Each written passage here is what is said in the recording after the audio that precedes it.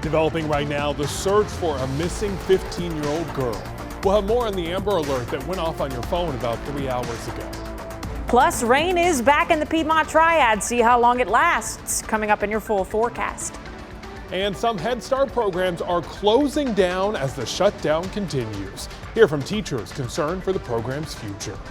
But first tonight, have you seen this child? There's an Amber Alert for a missing 15-year-old from Mitchell County. That's just north of Asheville. Take a good look at her. Deputies say Nevin Payton is 5 feet 9 inches tall. She has blonde hair and brown eyes. There aren't many more details right now, but if you see her, please call 911. Also developing right now, a road in Clemens is shut down because of a water main break. Arden Drive is closed between Hampton Road and Clouds Harbor Train. That's right near Clemens Road. Crews are working right now to make repairs. The road should be back open by about 10 o'clock tonight. This evening, a teen is facing DWI charges and a police officer is injured after a head-on crash. Troopers say 19-year-old Gabriel Klein was driving north when he crossed the center line, hitting the officer's patrol car head-on in Mooresville. The officer's name has not been released. Klein is facing multiple charges, including DWI and underage drinking. State Highway Patrol is still investigating. As the government shutdown now enters its 32nd day, SNAP benefits are halted. November 1st marks the end of funding also for Head Start programs all across the country. Mike Campbell reports from Ohio. Very frustrating. It's heartbreaking.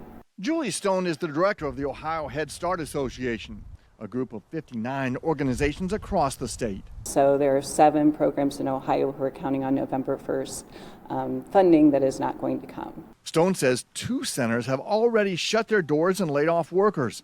Several more have found alternative funding for only a couple more weeks. She believes it's a huge community impact. The vast majority of Head Start parents are working parents, and they count on Head Start to be a safe, nurturing environment for their child while they go to work. Programs that are having to make some very, very difficult decisions. Berta Valila is CEO of Miami Valley Child Development Centers. She oversees Head Start facilities that serve 2,000 children in 3 counties. She's worried about all of those kids, their families, and her employees. We call ourselves difference makers, and they truly are dedicated to supporting young kids, to supporting families. The Miami Valley Centers are on a January 1st deadline for their federal grants to run out and need renewal. So for the children and workers and families, it is the calm before a possible storm. But she says she's watching Washington lawmakers try to make their political points while families' futures are threatened. It is beyond frustrating, Mike. It is disheartening.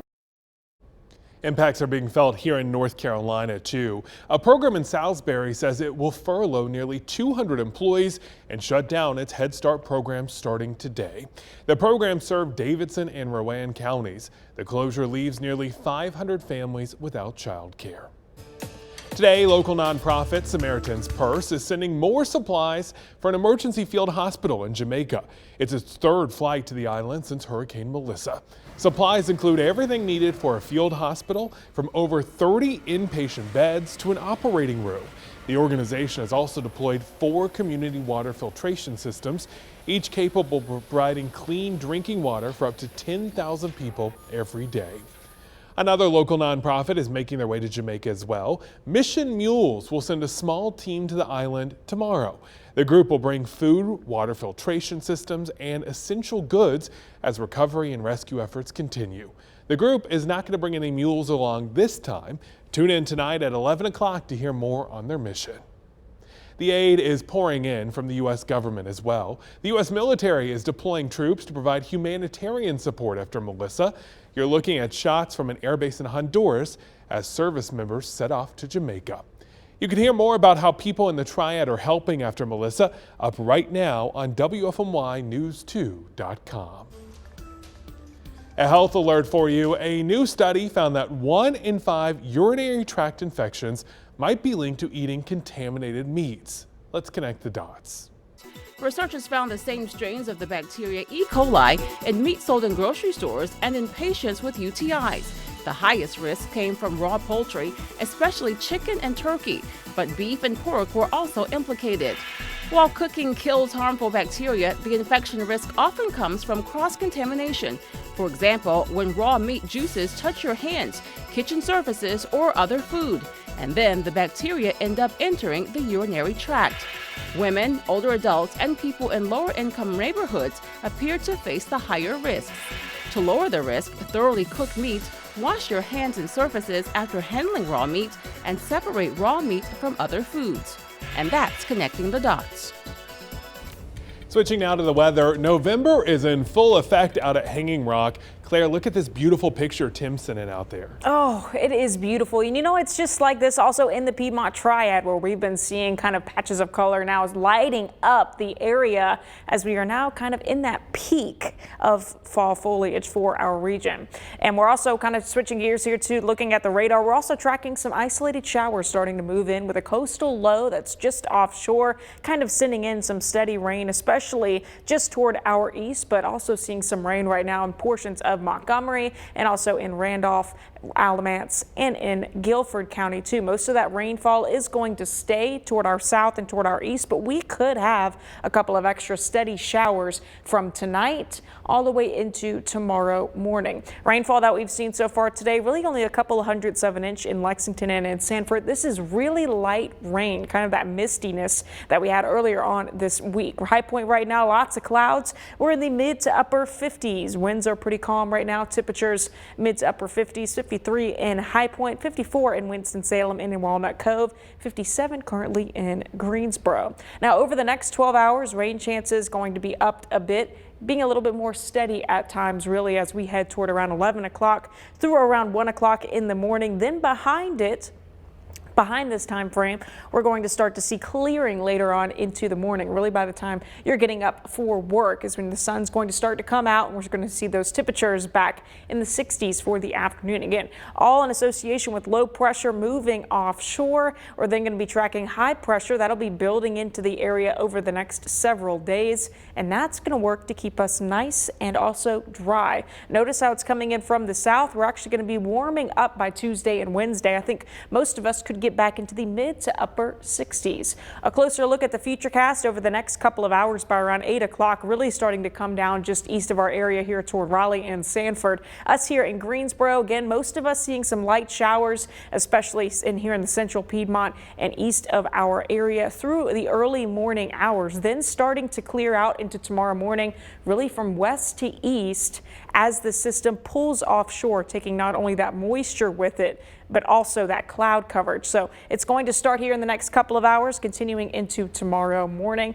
Rain forecast, we could see a couple hundredths of an inch, but Burlington could see up to around half an inch or so. Really is just going to depend on how much can come down in a short amount of time and how far inland that rain is able to make it to. 7-day forecast, mid to upper 60s here these next couple of days, feeling like November for sure. Lots of sunshine also here over the next few days and also into the upcoming weekend. Ooh, insurance costs. It's a hit to the wallet for all of us. But if you're over the age of 65, you may be paying more than you should. We found that older drivers can end up paying more for insurance, even if they're driving less. One reason why might be because they're loyal to a company that's treated them well in the past. But loyalty doesn't pay when it comes to car insurance. Like drivers of other ages, it's smart for seniors to shop around for car insurance every few years. Consumer Reports found drivers who switched recently saved a median of $461 a year. And if you're a senior looking for a new car, make sure you do more than just get in and out of the car. Visibility is really important. Newer cars, because of the way they look, sometimes that can hamper how you can see out of them. So it's important to look for features like blind spot warning, which can tell you if there's a car in your blind spot that you might not have noticed. All new cars come standard with a backup camera, which is proven to reduce crashes. A study from the Insurance Institute for Highway Safety found rear-view cameras reduced backup crashes among drivers over 70 years old by 36%. The technology and controls might take a little getting used to, so take your time and see if that's something you'd be able to live with over time in the vehicle.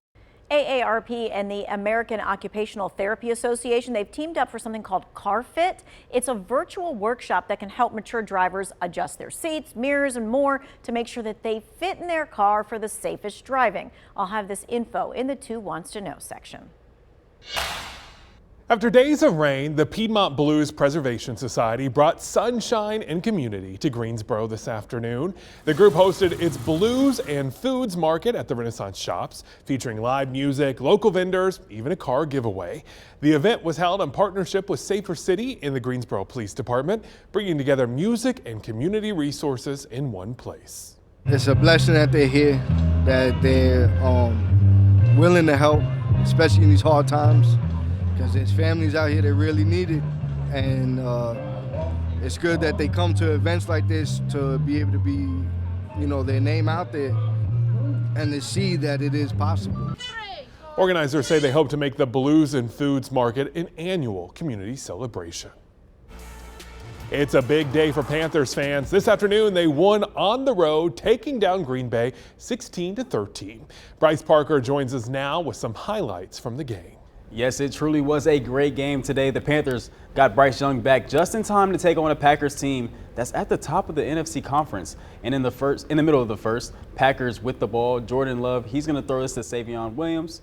Sorry, Packers, they have the ball. Jordan Love throws it to Savion Williams. This is actually going to be punched out by linebacker Christian Rosenboom, who would force the fumble and it'd be recovered by Nick Scott. Now in the second, Rico Dowdle got the start at running back today. He punches it in from 5 yards out for the touchdown. He would end the day with 130 yards rushing and 2 rushing touchdowns. Now let's skip to the third. Packers with the ball. Jordan Love trying to take another deep shot, but this pass be picked off by Trevon Moehrig. Moehrig will return it to the Packer 38-yard line, which would set up Rico Dowdle's second score. And then, look, this is the game-tying field goal. Well, the game is tied at 13. This field goal was to win. Ryan Fitzgerald from 49 yards out breaks the tie right down the middle, and the Panthers escape Green Bay with the win to give the Packers its second loss of the season. Now the Panthers will be back at home next week to take on their division rival, the New Orleans Saints. Don't forget, you can get even more exclusive Panthers coverage right here on WFMY Plus. After the news, just click over to the Sports tab at the very top of the page.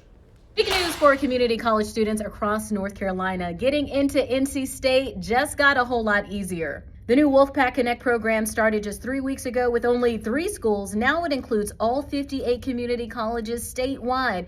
Here's how it works. If you earn your associate's degree, keep at least a 3.0 GPA, and meet transfer deadlines, you are guaranteed admission into NC State. Applications open in January for students hoping to enroll next fall. One last check-in on your forecast. Throughout the next couple of hours, could see some steady rain, especially in easternmost counties. Overnight tonight and into early tomorrow morning, starting to clear tomorrow morning from west to east with those clouds and those showers. We're going to be back in the low to mid 60s for tomorrow and also Tuesday. Mid to upper 60s, right where we should be for this time of year. Hard to believe it's already November, honestly. We're going to be in the upper 40s by the end of the week for overnight lows, upper 60s too, nice and comfortable.